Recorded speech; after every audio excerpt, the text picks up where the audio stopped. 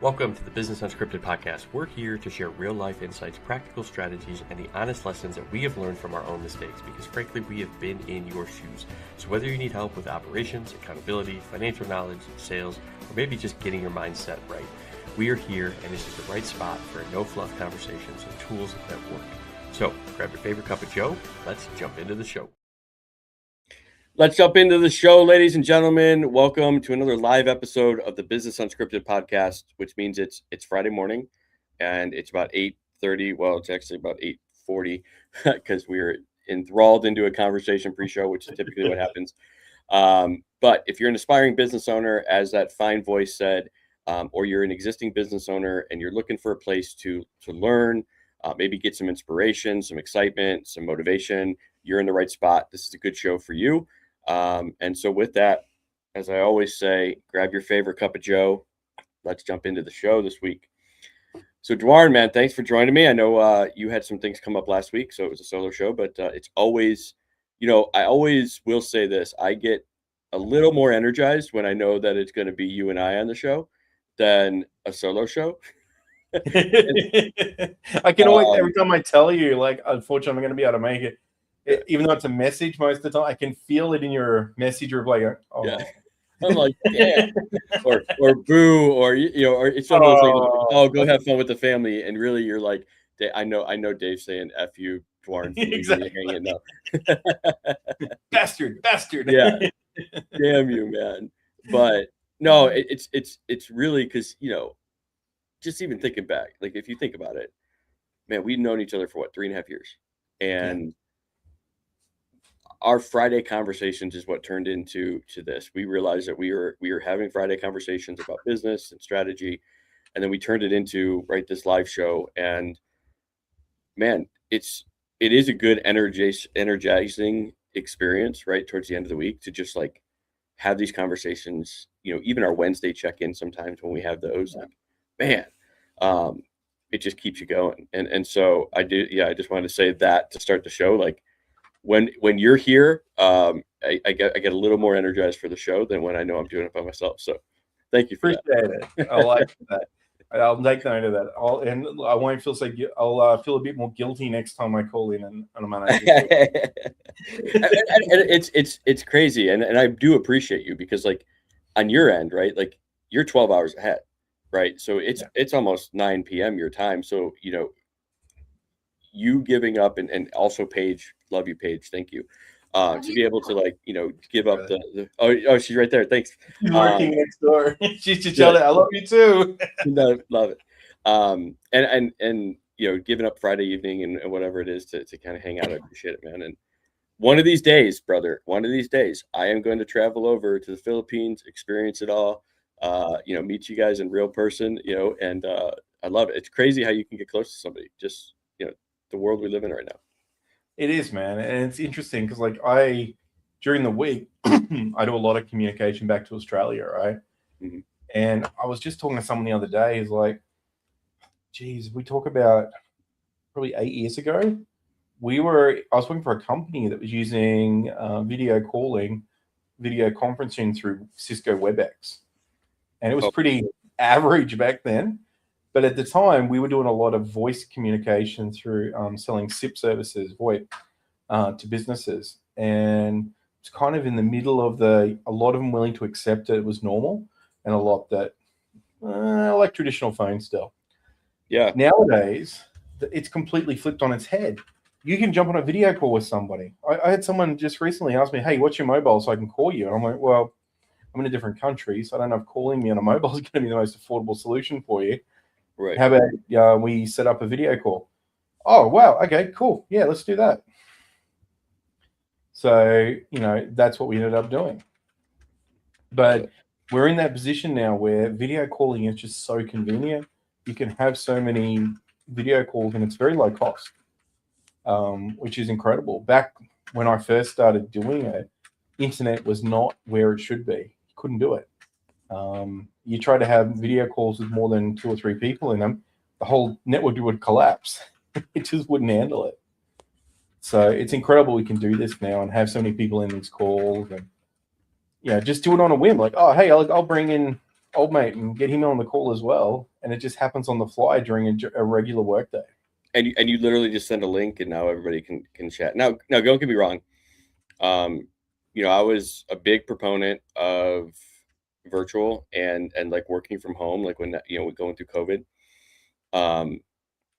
But there is something about being in the office now, like since going back and being in an office 5 days a week, has been, to me, I see that I'm more productive. Like I think initially I'm like, oh, I'm more productive when I'm at home.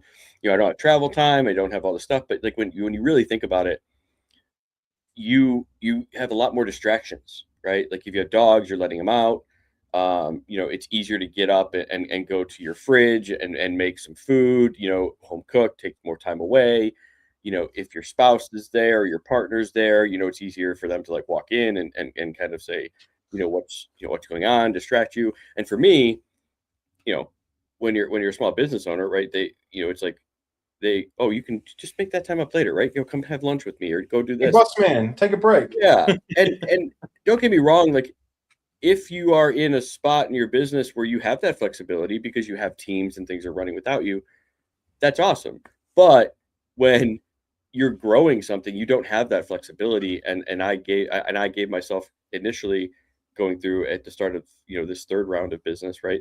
I gave myself that false image of, oh, well, you can just flex it. You'll just do it later. And then, that time comes and now it's later on. It's like, oh, let's watch a movie or let's do this. And then you never make up the time. And so I find it to be way more productive in office. Plus, what I love about being small business, and we have this conversation, a couple of the business owners, because I'm in a co-work space for a small networking group in our area.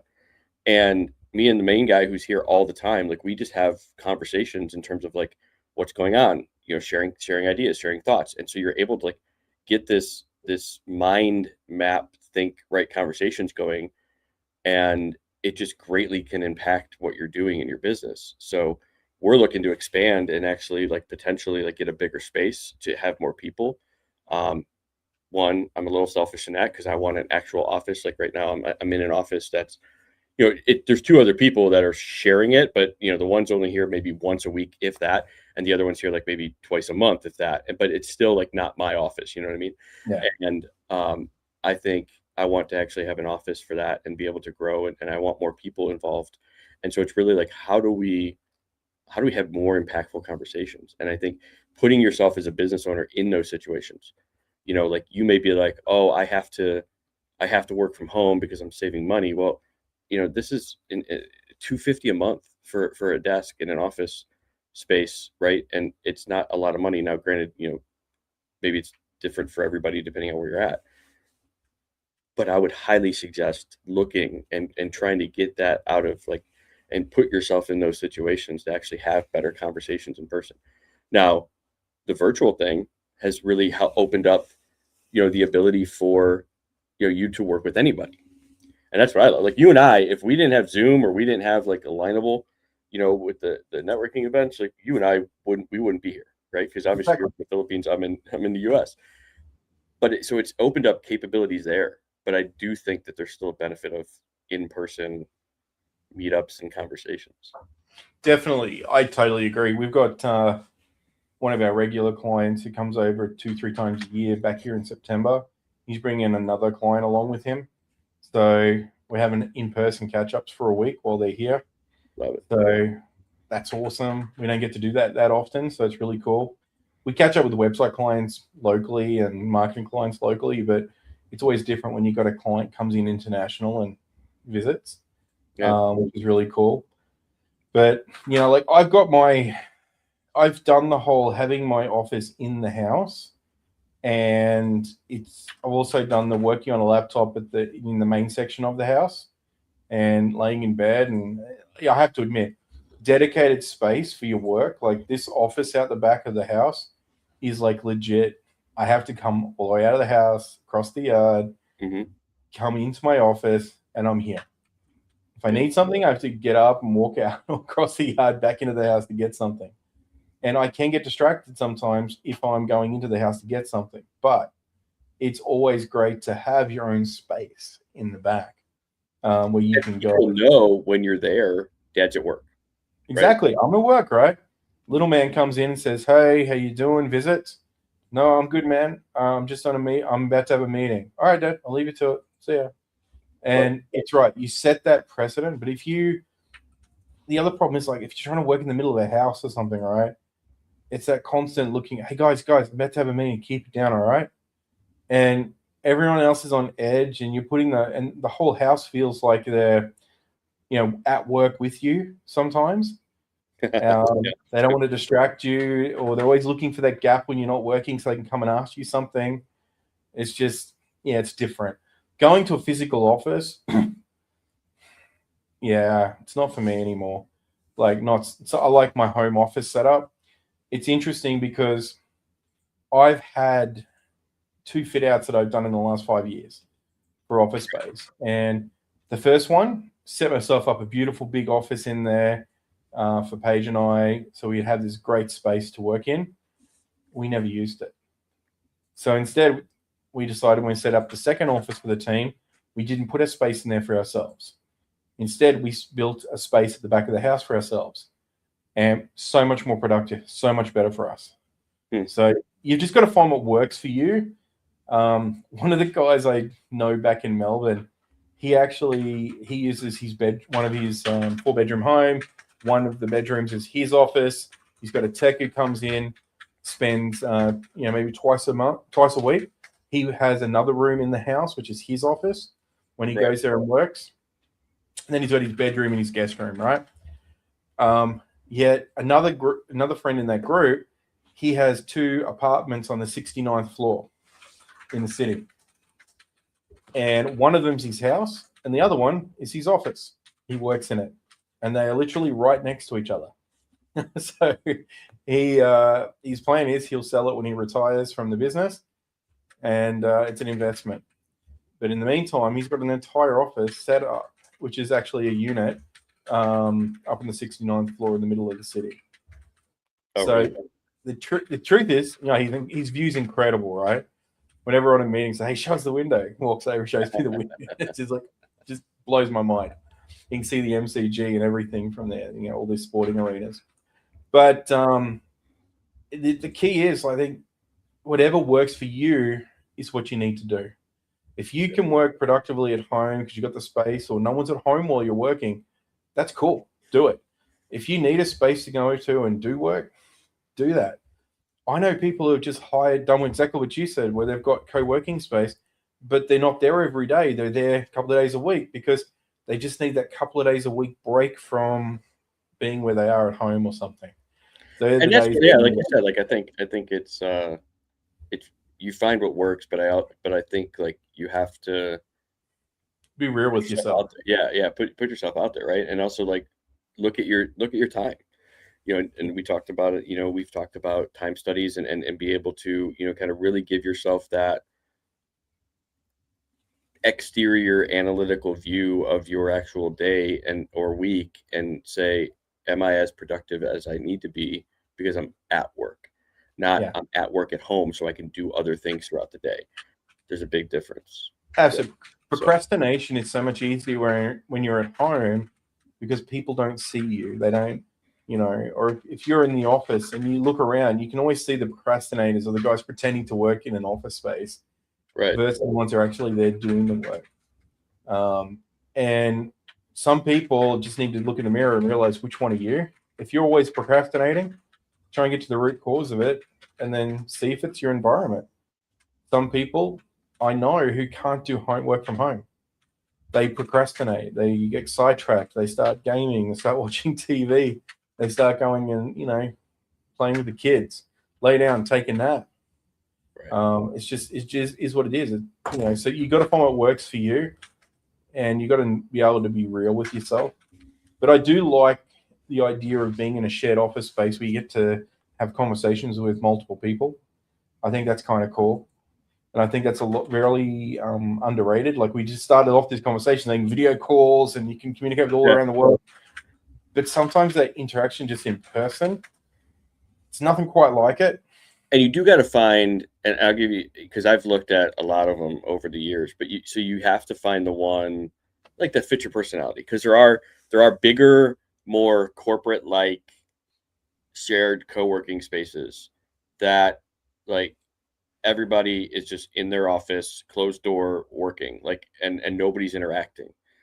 So when you go to look for a co-working space, if that's something that you're doing, my advice to you is like, one, try to ask for like a free day where like you can go there and work. And I did this at a couple different places over the last year or so. And again, I realized like throughout the day, like nobody comes out, nobody introduces, nobody walks by and says, "Oh, hey, what do you do?" Like, or introduce. They're literally in their offices and that's it. Whereas, this space, it's open, right? We're all here, we're talking, we're saying hi when we're walking by, and so find something that feels right. Like you have to, just like anywhere, you want to find something that feels like you want to be there, that's energizing you, that, I've been doing some work with one of my clients as well, like on just like emotional understanding of your body. And for me, I never realized it or never paid attention to it as much, but it's like when something is like a yes, like from my subconscious mind, I feel lighter, like, and I automatically start feeling the energy and all of that. Whereas if something's a negative or it's my subconscious saying, hey, like you shouldn't move forward with that, I'm heavy in my seat, or, I feel weight on my shoulders that now I pay more attention to, and I can realize it because it's like, I get a call from a client, and it's like, oh, I'm energized. It's either I'm energized because I know like the client is moving, there's something that's going on or an opportunity that I'm excited about, or it's could be a client that is one that's time suck, that just asks stuff that doesn't really make sense, and you can feel the weight. And so it's really like, and I talked about 80/20 last week, right? Because we were going to talk about it. So I talked about that 80/20. And so you have to realize, if you pay attention to that, and you're going to be different. Like your yes may feel different than my yes, right? And your no is going to feel different than my no. But once you kind of figure out what that is, and you're able to kind of stay attuned to it, you can actually start thinking through your clientele and realize and start cutting them off, right? And start, trimming, the 80% that is draining your energy, right? It's only, so, and then really pay attention to the 20% that's contributing to 80% of your gross profit and your net profit. So environment's the same though, isn't it? I mean, yeah, like for me, like huge thing there. I cannot work in a coffee shop. I hate working in coffee shops. I see everybody else working in a coffee shop and then loving it and enjoying it. And I've had, friends of mine say, I love working in a coffee shop. It's my favorite part of work, being able to work in a coffee shop. For me, it's too noisy. I feel uncomfortable. I feel like you've got no privacy there. You got to be cautious what you can do. You can't just have every conversation you need to have. So you got to be cautious on that sense. And I realized that a lot of it came down to, I use coffee shops as a place to relax. So I enjoy coffee shops for the purpose of going and having a coffee and relaxing. Therefore, working there doesn't feel relaxing for me. So I'll do meetings at coffee shops. Yeah, it would literally change that entire environment for you. Even yeah. And that was my reality. And my environment, I can't work in that type of environment. I don't like working with headphones on during, either. I like having free-flowing music in the background. I don't like having headphones. So, for those who say, I just put headphones on, I like working with headphones. Right. I like ambient noise and I like some music playing. You have to know your environment and you have to be prepared to set up your environment for maximum productivity. And I think that's the key. I think once you figure that out, everything else falls into place.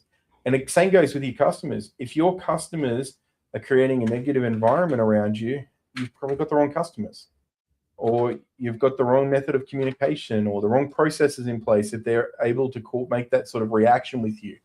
So all of this comes into play to give you a positive experience. And, one of the things that held us up in joining this morning was we're actually talking about AI again, surprise, surprise, and agents and adding them into our environment and just the difference that they can make to productivity and how we're actually getting more out of our days just because of the way we're utilizing it now.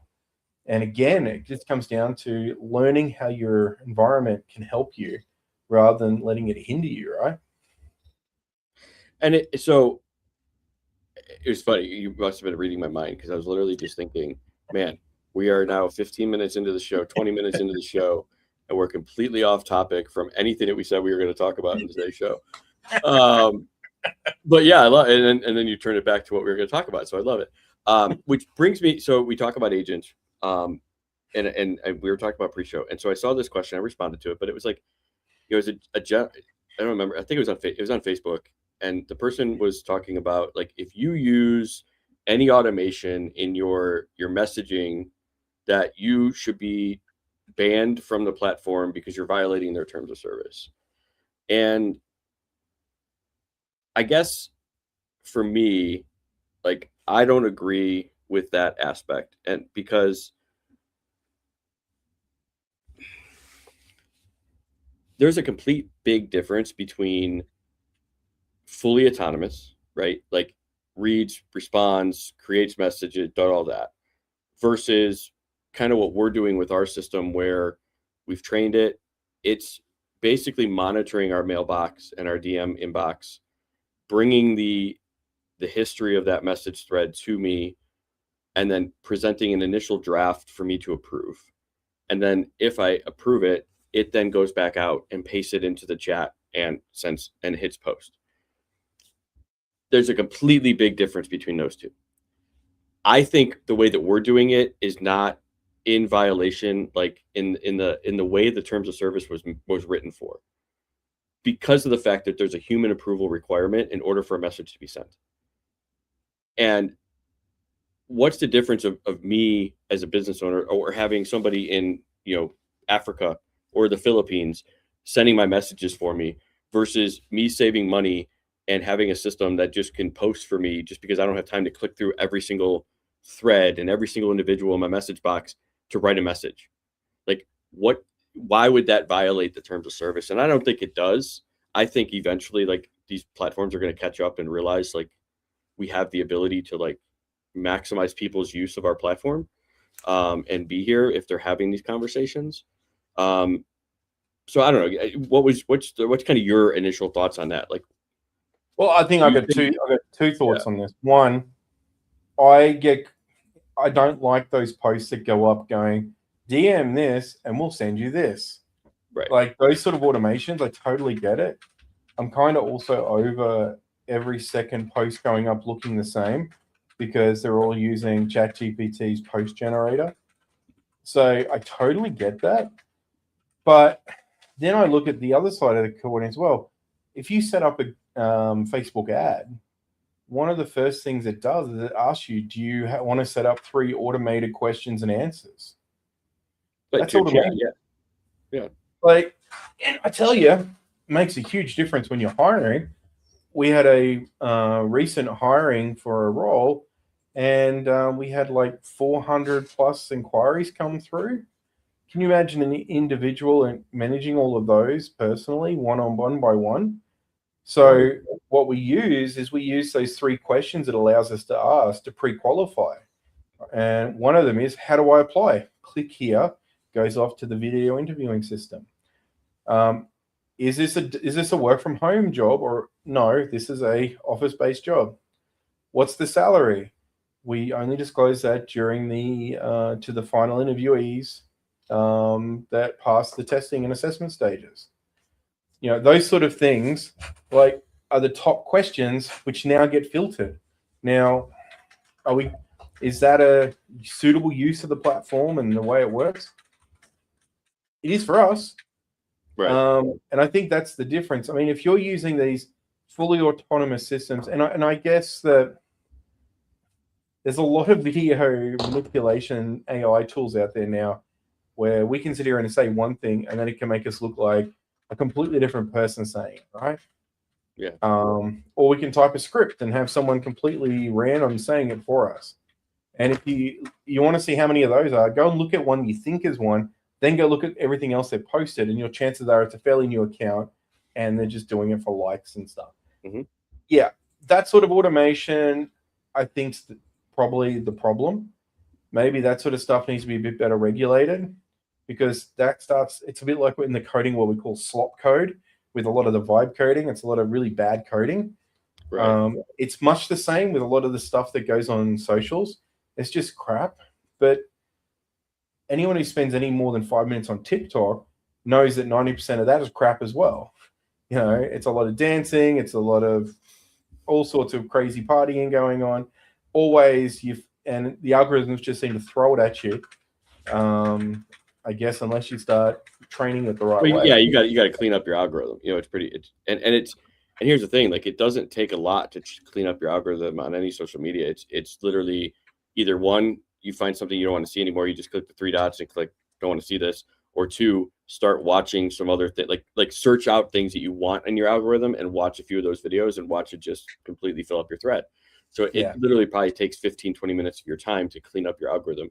You just have to be proactive about it and stop being reactive. We have to know about it too, though. Right. And well, that's also like, stop being, just reactive when you get into your social media. Like, go there with a purpose. Like, absolutely. Yeah. Treat it more like Tinder. No, yes, no, yes. Maybe that's actually what they need to put in there. Maybe that's an idea for an app, right?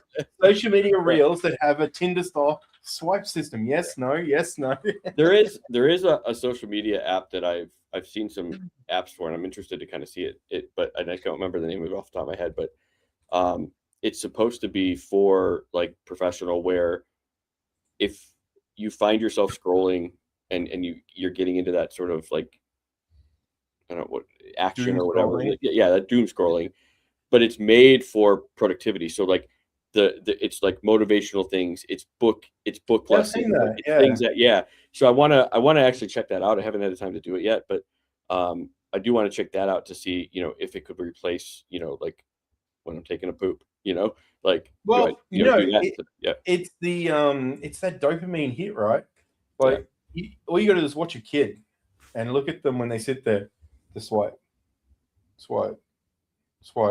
It's kind of like when we were kids with the remote, switching channels on the telly. Yeah, try to find something that you like. Yeah, for sure. Except now their attention is like 10 seconds and not like 10 minutes like we were right when we were growing up. Well, that's it. We only had 7 channels, so we had to be a little bit more accepting. We couldn't be selective. We would like, there's an ad. Click. I'm going to watch something else for 5 minutes. All right, click back. Not still on. Yep. Click. Yep. No, I remember that for sure. But so kind of going back to like the automation piece. So I agree on the social media side, especially like the posts. Like it's crazy because you can see these people that like they pick, or they had ChatGPT create one good flyer, and then that's the same visual format that they post every time. And it's just like, guys, you got to come up with some variation. Like, I can tell you used AI to create this, and it's going to continue to be. And so I don't have a problem with AI, but you also like use case. Yeah. Like change it up, like find different inspiration. That's what I love about ours is like, you can find an inspirational version of a post of an image, and then you can integrate it into your social media and your design, right? And not copy it like directly, but you can create something similar. Everything is imitation. Like nobody has a brand new idea 99% of the time. I've said this before. So like, stop being like, I have to come up with the only way to create something. It's like, it's never going to happen. Right now, when you're trying to grow, like, you don't need to be 100% individually unique. You just have to get people to trust you, like you, and know that you know what you're doing to help them solve their problem. And you can't do that by trying to be perfect on your social media account. No, and right? Look, you're gonna have, and you look at these trends that people do at the moment. There's one getting around. A lot of businesses are doing it, where one person walks up to somebody at the start of the video and says, "Hey, so I just asked everyone in the office, what would they do if an orphan came and knocked on their door?" Hey, no, that's not what you asked me. That is definitely not what you asked me. Someone in the background says, and then they go, yes, that's definitely what I asked. And then they went back and they cut to, okay, so I would definitely slam the door, or I'd go and dig a hole and bury it in the backyard and all these crazy things. And you realize, yes, somebody's asked a completely different question and they gone and manipulated it. And that sort of thing makes for interesting content. It's not unique. It's just following someone else's original trend. But can you imagine if every single one of your posts showed up as somebody else's version of that? Eventually, you're going to get bored with it. You're going to get sick of it. Yeah, okay, it's a trend. I've seen it once or twice. It's funny, but it's not funny anymore. Right. It's the same thing. And I think that's the problem. It's a bit like when you watch the news and you see the same news on every single channel. And you're like, okay, I'm done with news. I'm going to go do something else now. You've got to be unique, but you've got to be willing to adapt and change with these things as well, because you can't just keep copying things. And this is the problem with a lot of these automations and these posts on these platforms. Everyone's trying to basically do the same thing over and over again because they had good results on one post, or they're being told by somebody, this is what you need to do. It's very different to 4 years ago when we used to create templates because it was affordable to have a design team create a template system and post 2-3 times a week for you on the same style of template with a different message. Right. That was normal. We'd run that for 3 months, and then we'd switch templates. We'd do something else for the next quarter. You can't do it anymore. You can't do that anymore. And you got to switch. Like, you got to switch from like sometimes text based, sometimes video, sometimes copy with image, sometimes carousel, like on LinkedIn. Like, you have to continually kind of change it up. And then I had this conversation with the gentleman in the office again. It was yesterday, where it's, you are the only one who sees 100% of your content. That's it. And I've had the conversation with people. I can't post 4 or 5 times a day. I don't know what to say, or I can't say that kind of stuff. It's like, then just keep reusing topics or stories in different ways, because LinkedIn, for example, I've never, and again, I've never gotten anything go viral, right? However, you could get maybe 100 to 200 impressions, typical, right? And my network, I think, is anywhere between 3,000 and 4,000 people, right, in my network first connections. But so that would mean I would have to share something 20 times for my network to see it, to like really be like, oh, okay, I 4,000 people, and even then, probably not everybody saw it. Exactly. I mean, you're gonna have diminishing analytics. It's really hard to get that algorithm right, and if you say that, it's really very small portion are gonna see it. Yeah, and so you could say the same story, topic, teaching moment, once a week for a year, and the only people that are probably going to see that significantly more are the people who are actually interested in you, which is good, because then they're learning that, and they're like, oh, I learned that from Duarne, right? And then if on Tuesday or later that day you're continuing to share another topic and another lesson, they're going to engage more with you. So it's the consistency piece around it. And so don't think like once you say something today, you can't say it for another 3 months. Like, that's not true. No. Look at all the big another way to say it, in a different way, a different story, a different impact statement, something that is still the same topic, just written in a different way. Well, look at this. Like Tony Robbins, he's been saying pretty much the same thing, the same style of messaging for 30 plus years. Mm-hmm. I mean, at the end of the day, you ask them, what's Tony Robinson all about? And they'll tell you. They know that, it's all about motivation, helping you become a better version of yourself, et cetera, et cetera. Most people, if you label them, if they're a influencer of sorts in business or leadership or something with their posting, people are going to know what they represent. It's like, he posts a bit of this and a bit about that. No, he's an expert on all things marketing. He's an expert on all things sales. He's an expert on all things pyramid schemes. I don't know, whatever, right? These guys have that. Like, people I think throw around the word expert a lot, but really the expert is the person in a room. The expert would be in the room who has the most knowledge about a particular topic. Exactly. I could say in one room, people could say, well, you're an AI expert. And I'm like, I really like in this room. Yeah, sure. I know more probably about a lot of people in AI, but am I an expert in terms of like the top of the top? Probably not. No. It's Sure like not. it's choosing your room. Like going to a nursing home, and you're probably going to be, the youngest person there. Right. But you could be 80. You know what I Exactly. mean?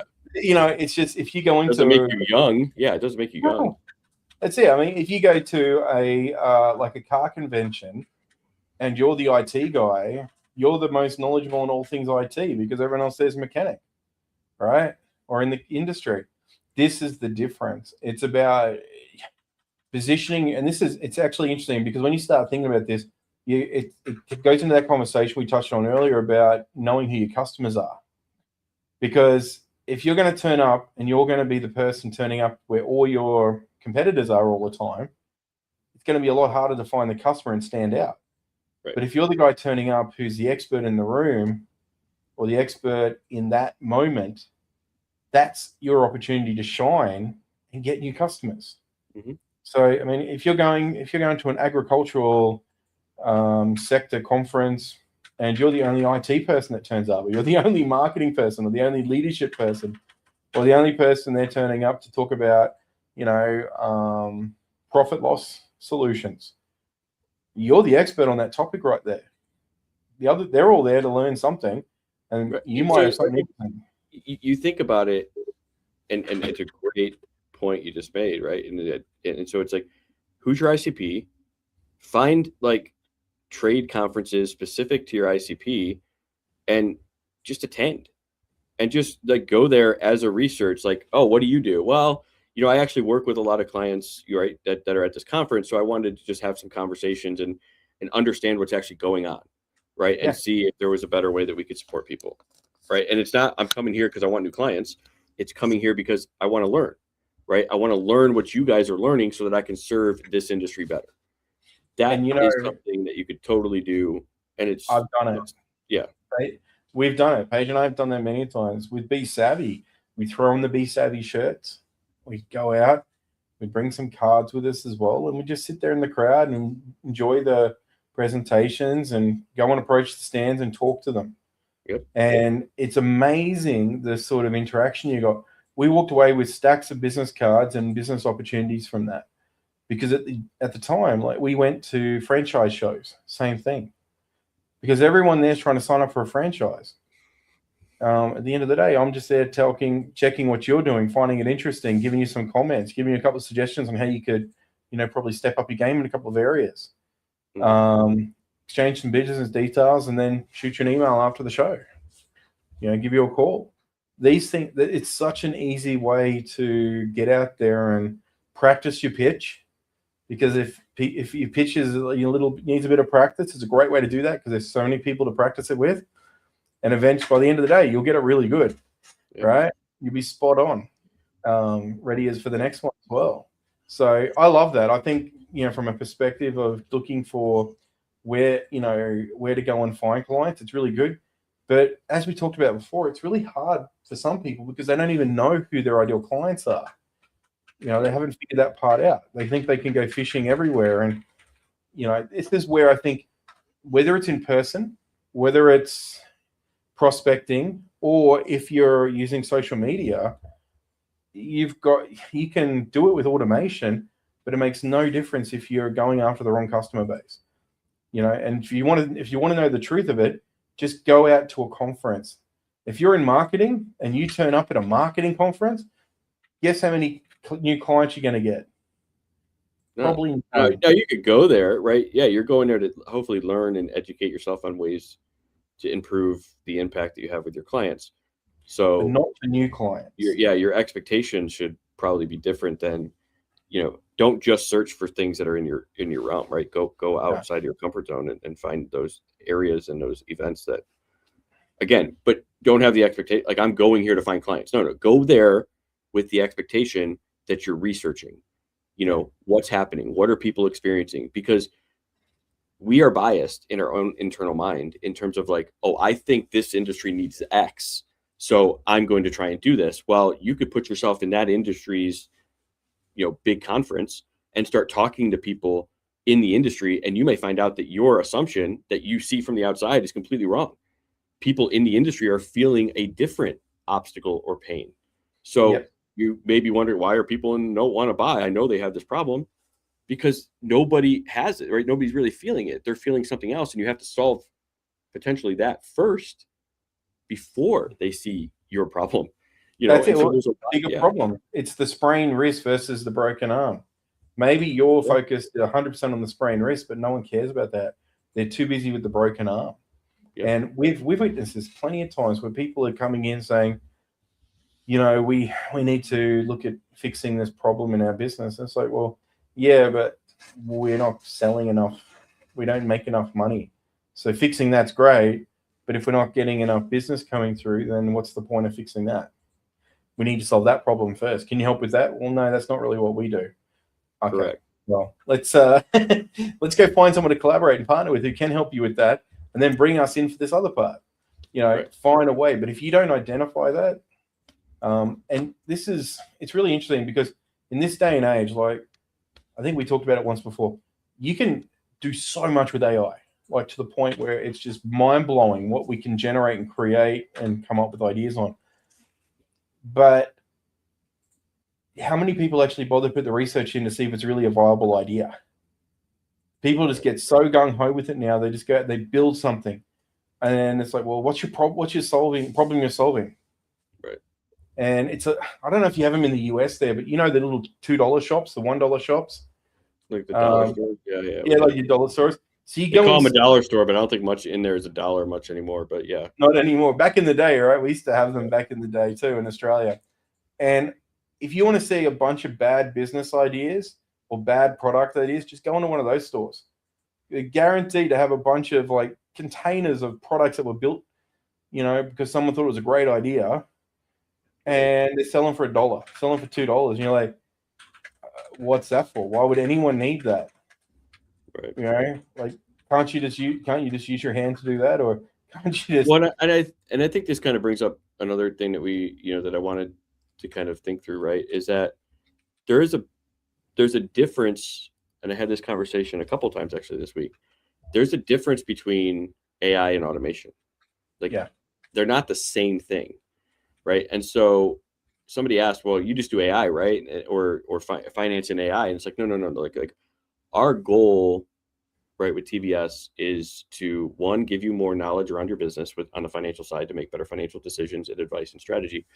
But we want to help you be more efficient, right? Give you more time back of your day by understanding your workflows and determining what makes sense to like automate and turn into a process or a workflow, like through a go high level solution where you have email automations that go out, or when somebody accepts a proposal, the agreements are automatically created and sent.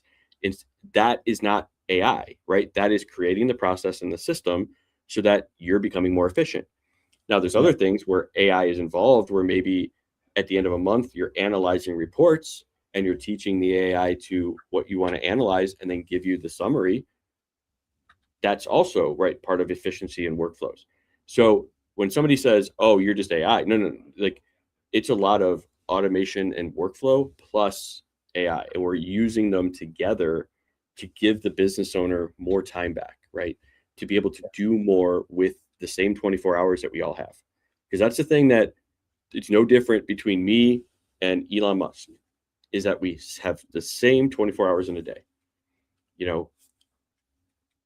He obviously utilizes his way more effectively because he's got a bigger team, right? And my biggest thing is, in order for small business owners to really be effective and to grow and to make an impact, they have to have bigger teams, but they just don't have the money for it, which is where the agents, all of that, the departments can give you that leverage as a small business owner to truly operate like a medium or larger business. Yeah. You just have to understand or outsource to somebody that can help you set that up. And that's where you start making those strides forward. Oh, I totally agree. And it's interesting because a lot of people don't realize they've probably been using automation for years in different parts of their business. Anyone who's using an invoicing system online is probably using recurring invoices, probably using automatic follow-ups so they can get paid on time. They're probably using automatic responses on social media platforms or on email ticketing systems and things like this. So these things are already in place. Like there's this little trick that a lot of IT companies use where they say 1 hour response time is a guaranteed part of the SLA, the service level agreement. Well, 1 hour response time is the ticket response machine, the ticketing system responds back to your email and says, I have acknowledged you've sent a ticket through. Our team is actively aware and working on it. Congratulations, you've just met your SLA with automation. Now, there's no AI there. That's automation. The AI component is where the ticket gets read by an AI agent. It determines if there's already a knowledge base article that it could send back in response to try and help you. It then listens to you when you respond back and say, that was useless. Why'd you send me that? It'll then go and ask you further questions and do more research. Try again. If it still fails, probably hand off to a human and let the human deal with it. Okay, I've escalated this to a level 2. No, you've escalated it to a human who can understand my situation better. But this is where a lot of people get confused. Like you're right. Automation and AI go hand in hand and work well together. They're very different systems. But they're not the same. No, they're not. And there's a lot of people who used to use platforms like Zapier or Make or, there's others out there as well, which help you, create automations between different platforms and systems to do more. Right. Whereas a lot of AI was never designed for that purpose. It was designed to help you create something as the next step or come up with something fresh and new and unique. Whereas automation typically just takes the same thing and repeats the process. So having a process and knowing your process and being able to automate that process is the purpose of an automation. Whereas AI helps you be a little bit unique in that approach. Like you were talking about earlier with your responses. Right. Reading, AI is the addition to the automations. So it's that extra layer of analysis that you can't, unless it's truly hard coded into your routing, which if you think of it, you could potentially build a automation without AI, but think of all the different trees you would have to make off of that one automation tool in order to get it right. So go high level you would have to from 4 years ago. Right. One first message, if this person is if the message hits this keywords or these keywords, and then you have 17 different branches depending on what keywords are in the message to then direct it to the right location. Well, now you can have AI analyze, and then it's just in the AI's model and the context of that AI to then route it correctly or find the right article, because it's helped create all that. And now you simplify the entire process. So AI adds into automation to, one, add an extra layer of impact and engagement, but two, a more efficient and streamlined system is what 100%. You can do with AI when you add it in. And if you look at that, if you look at communication agents on websites, mm-hmm. It used to be dialogue was what the engine behind it would be, and it was kind of a predictive sort of keyword styled platform before AI really became mainstream for that solution. So It was really hit and miss, and a lot of people had some terrible experiences using the chat systems for that reason. Whereas nowadays, these AIs are pretty good. They're not too bad. We've got one client we've been testing one out with for them, getting it trained up, and they're a resort, and they've got some pretty specialized processes in what they're doing, right? And I know what to ask for, so I'm going in asking for things I know are there at the resort and seeing if the agent will pick it up and tell me. If it fails, mark it as a fail, tell my team not good enough, go try again, and I'll tell them where it failed.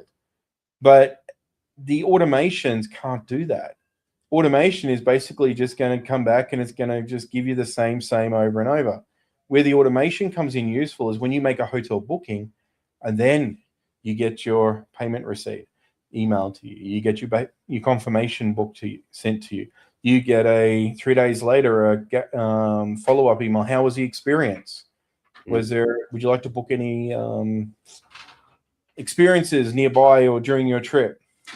Follow-up marketing up until the point. All that sort of stuff becomes automation. Right. But none of that goes out and researches you as a person, finds out what you like, looks at your social profiles, creepy as that is, and then gives you a AI summary of the person so that when you turn up on the day, they've got a little information about you. You know, some of these AI systems are very in-depth and very able to do that and tie into the automations. But for the most people in business, they're still two very separate things. Right. And a lot of small business owners, they just don't know the automation full out. Like there's probably, I mean, even me, like there's still things that I should probably build out better automations for. I just don't have the time, right? I don't have it. Like there's a lot of things that you think about that you're probably like, oh, I should really automate that, or I need to build that into a process, right? So, you know, an agreement signature process or a follow-up journey, you know, all of those things need to be built out with your prospects, with your new contacts, you know, anything, instead of you having to rely on yourself to remember to do it manually. Well, one of my biggest problems always been with automation is I only ever consider automation typically if it's something I have to do more than once. If it's something that I have to repeatedly do. And I also have to consider how much human interaction or how much thinking I have to do to determine the outcome sometimes. And if an automation, can I even automate the whole thing or just a portion of it? When you start combining the automation with AI, you can get a lot further through the process, but you still need to understand what the full process is to be able to build that. And one thing that consistently I see happening is people jump onto things like co-work with Claude and go, I want to do this. And they tell it what they want to do. And then you look at it and go, well, 50% of that could have been an automation and saved you all those tokens. But because it's getting the result they want, they don't really care. So no, it's all right. It's getting what I want. I'm happy with that. Whereas you can do a lot more with automation if you understand what those automations actually are and the benefits of them are and how you can tie those systems together. But you've also got to understand that sometimes automations and AI are not the complete answer. Sometimes you need to tie that human interaction into it as well. Because the human oversight, like you do with your messaging, that human interaction makes a huge difference. Someone checking, you know, if something's being done a little bit off or something's not quite right. All it takes sometimes is casting a set of real eyes over it to see, oh, they've used the wrong logo. They've used the wrong color. Oh, that's not the right information. They've referenced the wrong customer here. Well, it's literally like you're becoming a CEO, a president to staff, right? Yeah. And you wouldn't, if you're a true CEO or a true chief anything, you wouldn't just let your staff go out and do anything and everything without ever checking, without ever ensuring that it's correct, right? And that's how you have to start acting with AI, right? With your agents. You know, that's why for me, everything's still got to come through to me. You know, I have to approve it. I have to see it in order to make sure that it's correct before anything gets done, because I'm that approval source. But what it gives you the power of is now you have teams, and you know how we've built it is, you know, we have 9 different departments with 8 to 10 sub agents under, you know, technically employees underneath every one of those departments. And then when a task goes to one of them, right, it still goes up to the orchestrator, which is the main high level, whether it's a CFO, whether it's, you know, a CIO or a COO, whatever it ends up being. But even then, it's still got to come back to me to be approved, right? To say, yes, that's on brand, or yes, that's what I wanted to say, or, you know, anything like that. So it's a command, it's a process. Exactly. But now I get to manage my time more like a CEO and visionary versus being in the trenches and have to do everything. You know, and that's ultimately where you're going to end up growing a business, is because you can't grow a business if you're the one doing all the work. It also helps you from getting sidetracked. Yeah. How many times you started doing something and find yourself completely sidetracked doing the project? I mean, it's like picking up your cell phone and seeing all the notifications. And when you picked, and then going, what did I pick the phone up for? And you knew you had a reason for it. It was to check a bank account or transfer something or respond to somebody. It was something, but you got sidetracked with it. Having these automations and having some of these processes with agents ran just means that you don't have to think about those things so much until they get to the level where you do have to think about them. And by that point, hopefully it's already 80, 90% done. And you're just giving some feedback. You're giving some review. It's like you're doing the QA on it. You're doing that quality check just to make sure everything's okay and give some feedback. And keep in mind that a lot of these systems are learning all the time. So when they learn, they get better. So you can give it the feedback and it's going to get better and hopefully not make those mistakes as often. Well, and it may have been changed, but I think right now Hermes is one that self-learns, but it's picking and choosing what it self-learns. You can have more control over it, right? And you could also run scheduled jobs where it's like running new tests to improve itself. And that is not something that's standard. Like that's something you'd have to schedule out, but it does have a typical auto memory. Whenever you tell it something, it will put it into its memory to update it. Now, Claude, on the other hand, doesn't come out just out of the box with a memory system. Like you have to build it into Claude and say, this is what I want you to do. Here's how I want you to update your memory and kind of build all that process, build the memory.md file and all of that. So some of them, like a Hermes agent, does continue to constantly evolve itself, and some of them don't. So you really have to make sure that teach it skills. It's like an employee. What do you do when you get an employee? You teach them skills. So my suggestion, and that's actually, I'm helping a couple of clients at the moment initiate and run some Hermes agents within their business. And there's various reasons as to why we're doing that. But one of the things that we've been doing is creating a trading guide to get that agent trained up over the first few weeks with everything that the client wants. And that's going to be the onboarding process where we take all those skills are being taught in their own personal frontier models, the ChatGPTs, the Claudes. We're going to take those and turn them into skill sets to train our Hermes agents on. Teach Hermes how to accept those and learn from those. Then build out, projects and channels and the like in another platform so that we could utilize those through the team, right? And this is one of the things that gets a little bit more complicated when you start playing with these platforms, because each of these platforms have limitations that you need to understand.